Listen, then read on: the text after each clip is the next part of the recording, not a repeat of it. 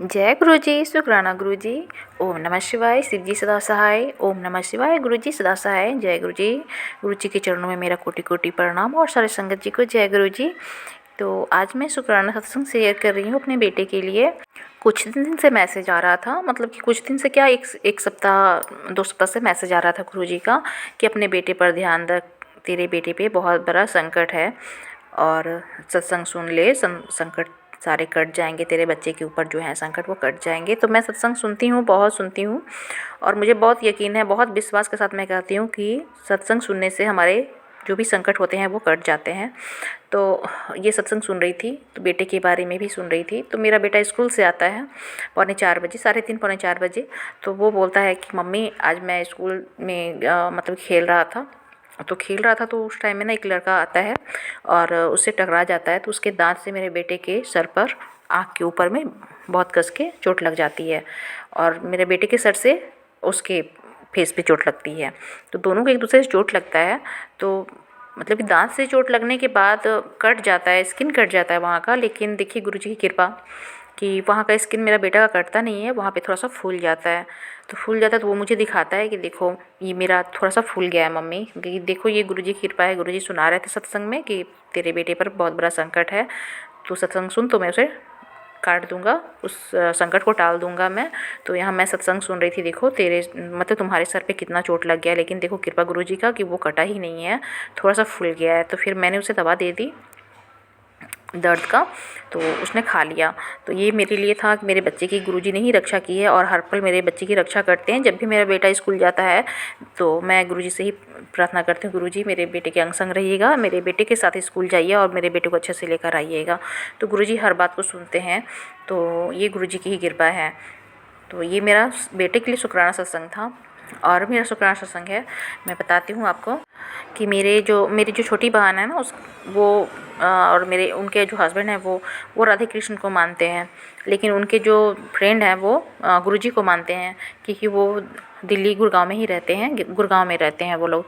तो इधर क्या होता है कि वो मेरी जो बहन है ना वो मायके आई हुई रहती है। तो मायके में आती है तो वहाँ पर मेरे जो भतीजी है वो गुरुजी को मानती है। तो छोटा सा स्वरूप है उसके पास में, पॉकेट स्वरूप। तो उस स्वरूप को ना पूजा करती है और डेली चाय प्रसाद का भोग लगाती है, जल प्रसाद रखती है। तो मेरी बहन तो नहीं मानती है गुरुजी को, तो उतना ध्यान नहीं रखती हैं। लेकिन जो उनके हस्बैंड हैं वो देख रहे हैं कि गुरुजी को तो यहाँ भी सब पूज रहे हैं, तो उन्हें बोलते कि ये गुरुजी को कैसे आप लोग पूजने लग गए। तो वो बता रही थी कि मेरी बुआ जी ही स्वरूप ला कर दी है और जब से मैंने गुरुजी को पूजना शुरू किया, मानना शुरू किया, तब से गुरुजी की बहुत ब्लेसिंग मिल रही है, फ्रेग्रेंस रूप में, तितली के रूप में, और स्वप्न में, ड्रीम में भी आकर मुझे बताते हैं सब कुछ। तो वो भी उन्हें आश्चर्य होता है। तो ये सब देख कर ना वो जाते हैं, चले जाते हैं गुड़गांव 2 दिन के बाद में। और जब जाते हैं तो पहुंचने के कल ही होके वो बड़ी मंदिर जाते हैं अपने फ्रेंड के साथ में, क्योंकि उनको भी बहुत मतलब कि उनकी जो तबीयत है ना, उनका पेट से रिलेटेड वो ठीक नहीं है, उनका मतलब कुछ है प्रॉब्लम, पेट के चलते उनको दिक्कत हो रही थी। तो उनके जो फ्रेंड हैं ना वो गुरुजी को बहुत मानते हैं। तो वो बहुत दिन से बोल रहे थे कि आप बड़ी मंदिर चलिए, वहाँ का जल प्रसाद, वहाँ का लंगर प्रसाद खाकर आप ठीक हो जाएंगे। तो उनके कहने पर वो उसी दिन गए थे बड़ी मंदिर, और उन्हें वहाँ पे गुरुजी का बहुत अच्छा बड़ा सा स्वरूप मिलता है। और वहाँ पर वो लोटा भी लेकर जाते हैं, ब्लेस्ड करवा लेते हैं और अपने घर लेकर आते हैं।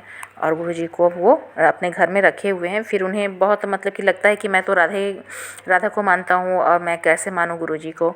तो वो मुझसे बात करते क्योंकि मैं गुरुजी को बहुत मानती हूँ। तो मैं उन्हें बताती हूँ गुरुजी की महिमा। तो वो लोग वो सुनते हैं, बोलते कि राधा की बहुत महिमा है। कि देखिए गुरुजी है ना, वो सब कुछ गुरुजी ही हैं, मतलब जिस रूप में उनको मानिए। और गुरुजी जब घर में आ गए हैं तो गुरुजी ऐसे ही नहीं आते हैं किसी घर में। किसी के घर में बहुत बड़ा संकट आने वाला होता है, या किसी को उनके मतलब किसी के जीवन में बहुत सारी परेशानियाँ चल रही है, तब गुरुजी उनका हाथ थामते हैं। तो मैंने ये सब बात बताई है। अब वो बोल रहे हैं कि ठीक है, अब मुझसे तो उतना सेवा नहीं हो पाएगा क्योंकि मैं जॉब करता हूँ। तो मैं बोली कि बस आप गुरुजी को जल प्रसाद चढ़ाइए और चंदन लगाइए और जल प्रसाद डेली लीजिए आप, वो अमृत है। और गुरुजी को जल प्रसाद मतलब कि दीजिए, तो ज़रूर गुरुजी के स्वरूप में लोटा को टच करवाइए और गुरुजी को बोलिए गुरुजी ये जल प्रसाद है, ये जल प्रसाद को अमृत बना दीजिए, ब्लेस्ड कर दीजिए, ताकि मैं इसे पीऊँ तो मेरा जो भी रोग है ना वो शरीर का वो सब दूर हो जाए इस जल को पीकर। और 7 बार मंत्र जाप भी कीजिए। मैं गुरुजी से यही प्रेयर करती हूँ, गुरुजी आप उनके बाँह को पकड़ लीजिए, थाम लीजिए और उनको अपना एहसास कराइए गुरु का, कि वो भी आपको बहुत दिल से मानने लग जाए। आप जिनके भी जीवन में जाते हैं गुरु बाबा उन सब का आप कल्याण कर देते हैं। तो ये तो मैं आपको जब से मैंने माना है तब से मैं जानती हूँ कि एक एक चीज़ को आप देखते हैं, सबके जीवन में जो चल रहा है ना वो सब आप जानते हैं गुरुपा। आप सब दुख को, परेशानी को, तंत्र मंत्र को, काला जादू सबको आप दूर कर देते हैं गुरुपा, सारी परेशानी को दूर कर देते हैं। तो ये चमत्कार है आपका गुरुपा।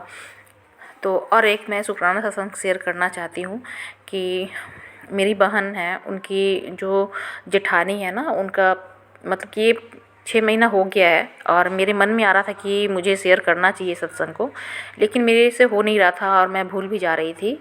लेकिन मेरे थॉट में ये आ रहा है कि ये सत्संग है, इसे मैं ज़रूर शेयर करूं, बार बार ये आ रहा था, तो इसलिए मैं शेयर कर रही हूँ इसे।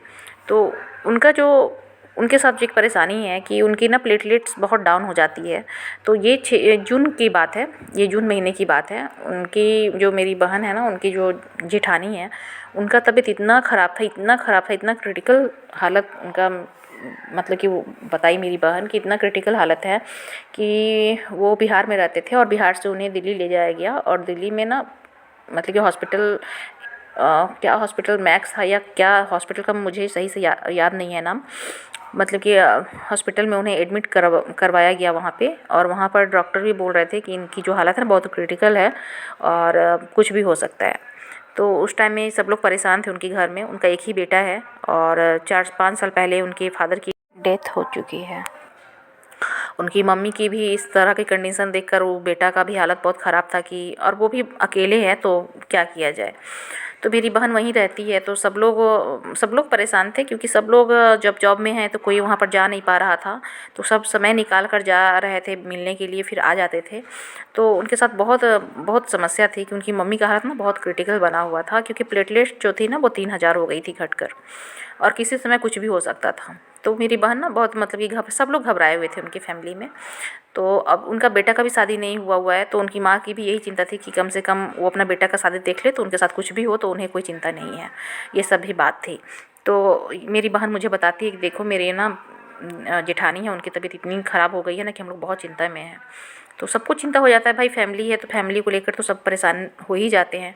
तो मुझे भी अच्छा नहीं लग रहा था क्योंकि मैं भी उनसे मिली हुई हूँ, तो मैं भी बहुत चिंता में पड़ गई।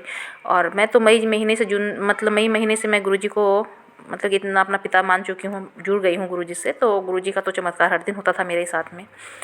तो मैं अपनी बहन को ही बताती हूँ कि सुनो गुरुजी हैं छतरपुर में और दिल्ली में हैं, जब एडमिट हैं तो तुम लोग जाओ गुरुजी के बड़ी मंदिर और वहाँ से जल प्रसाद लेकर आना, और लंगर प्रसाद होता है वहाँ का वो लेकर आओ। और उनके मतलब कि उनके जो खाना पीना खा रही है ना, उनके होठ पे जल प्रसाद या उनके मुंह में डाल दो, 1-2 बूंद भी जाएगा ना उनके मुंह में तो उनको दो, उससे बहुत चमत्कार हो जाएगा, मतलब वो ठीक हो जाएंगे जल्दी से।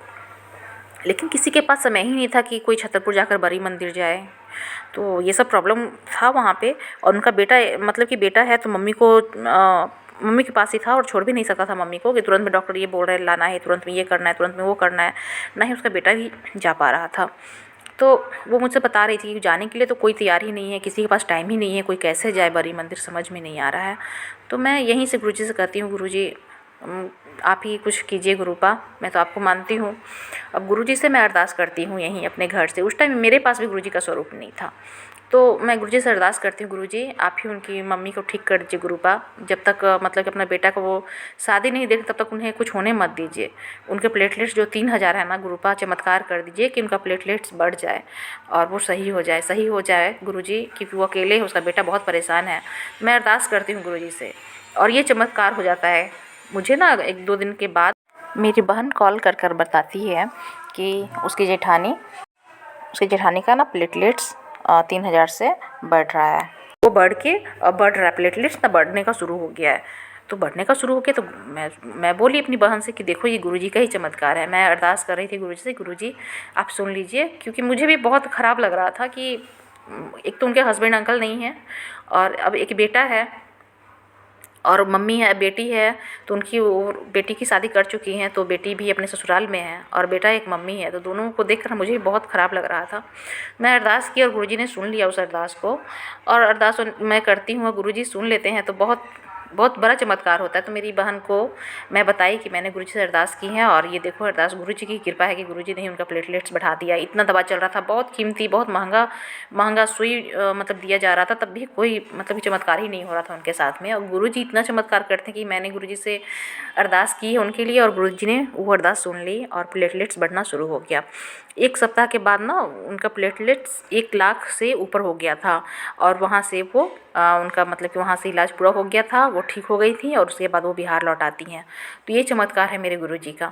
तो गुरुजी आप सबके लिए चमत्कार करते हैं, जो भी आपको अरदास करता है ना वो सबको आप सुनते हैं, उस सबकी सुनते हैं गुरुजी।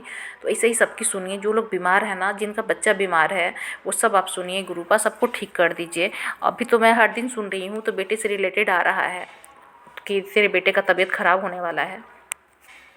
तो बिल्कुल सही था गुरुपा, मेरे बेटे का तबीयत इधर बहुत सर्दी खांसी जुकाम और फीवर जैसा हो गया था। मेरे बेटे का बहुत तबीयत ख़राब था, उसे पढ़ाई में भी मन नहीं लग रहा था, लेकिन उसको स्कूल हर दिन जाना ही हो रहा था। मैं बहुत परेशान थी अपने बेटे को देखकर और आपका जल प्रसाद ही मैं दे रही थी। और मेरे भतीजे का भी बहुत ज़्यादा तबीयत ख़राब था, क्योंकि मेरा भतीजा भी 13 साल का है, अभी छोटा है और वो अपनी दादी के साथ ही रहता है। तो उसका तबीयत ना बहुत वोमिटिंग हो रही थी, उसे बहुत फीवर हो गया था और बहुत उसका तबीयत ख़राब था गुरुपा। तो मैं अरदास करती हूँ, अपने भतीजे के लिए भी अरदास कर रही थी, अपने बेटे के लिए भी अरदास करती थी आपसे, आप सबकी सुनते हैं। अभी मेरा बेटा का भी तबीयत ठीक हो गया है और मेरा भतीजा का भी तबीयत ठीक हो गया है गुरुपा। सब आपकी कृपा है गुरुपा, आपके जिसके जीवन में होते हैं ना वो उसको कुछ हो ही नहीं सकता है, उसकी रक्षा आप करते हैं। तो ये मेरा बहुत बड़ा शुक्राना सत्संग है कि गुरुजी ने मेरे भतीजे की भी तबीयत ठीक की है और मेरे बेटे की भी तबीयत ठीक की है। तो गुरुपा ऐसे ही सब पर आशीर्वाद बनाइए, जो लोग सत्संग सुनते हैं उन पर भी दया कृपा कीजिए, जो लोग सत्संग नहीं सुन रहे उस पर भी कीजिए प्रभु, और मेरे परिवार पर और जितने लोग हैं सबके परिवार पर अपनी दया दृष्टि बनाए रखिए। सबको आशीर्वाद दीजिए कि सबके जीवन में हमेशा खुशियाँ ही खुशियाँ बनी रहे और सारी परेशानी दिक्कत प्रॉब्लम जो भी है निगेटिविटी सब दूर हो जाए गुरुजी। तो ये मेरा शुक्राना सत्संग था गुरुजी के चरणों में। तो अब मैं अपनी वाणी को यहीं पर रोकती हूँ और अब तक आपने इस चैनल को सब्सक्राइब नहीं किया है तो इस चैनल को ज़रूर सब्सक्राइब कर लीजिए और बेल के आइकन को प्रेस करना मत भूलिएगा, ताकि जो भी सत्संग मैं अपलोड करूँ ना वो सबसे पहले आप सुने और गुरुजी की ब्लेसिंग लें। और लाइक कीजिए और कमेंट में जय गुरुजी लिखना मत भूलिएगा। जय गुरुजी कमेंट में लिखते हैं तो बहुत ही ब्लेसिंग मिलती है आप लोग को, और वो जो अभी अरदास करके आप कमेंट करते हैं ना वो ब्लेसिंग आप तक जाती हैं। तो गुरुजी के सत्संग को सुनिए और आप भी अपना सत्संग शेयर करना चाहती हैं तो डिस्क्रिप्शन बॉक्स में नंबर दिया गया है, व्हाट्सएप नंबर, उस पर आप भेज सकते हैं अपने सत्संग को लिखकर या ऑडियो रूप में। तो यहाँ पर मैं अपनी वाणी को अब रोक रही हूँ, अगले सत्संग को मैं फिर से लाऊंगी। जय गुरुजी, शुक्राना गुरुजी, ओम नमः शिवाय, शिवजी सदा सहाय, ओम नमः शिवाय, गुरुजी सदा सहाय। जय गुरुजी, शुक्राना गुरुजी, अनंतम अनंतम शुक्राना। जय गुरुजी।